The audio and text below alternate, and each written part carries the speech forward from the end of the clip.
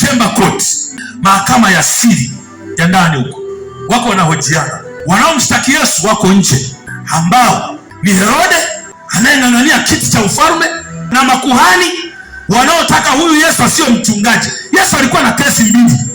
Wachungaji wanataka Yesu asiyo mchungaji. Kuna mtu mmoja Farisayo akamwendea Yesu akasema, mwalimu mwema, tunajua wewe kwamba wewe umetoka mbinguni. Yesu anajua kabisa wewe mnafiki wewe.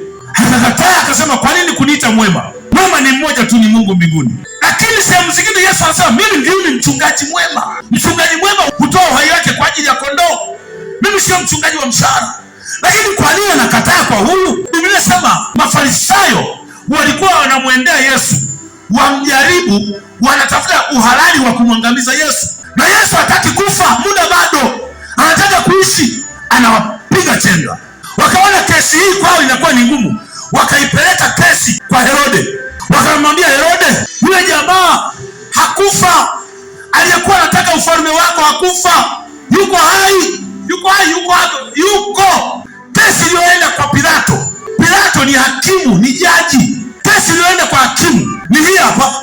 Huyu mtu anajiita mfalme wa Wayahudi wakati kuna mfalme wa Wayahudi, ili wahalalishe kumuua Yesu asiwasumbue.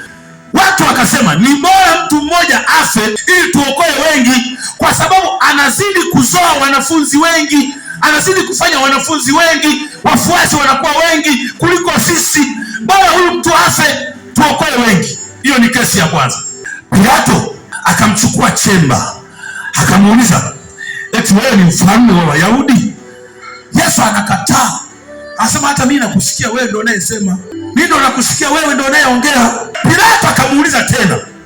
Pilato akasema, wewe, mimi sio Myahudi, kwani mimi ni Myahudi? Mimi nakuuliza ili nipate kukutetea.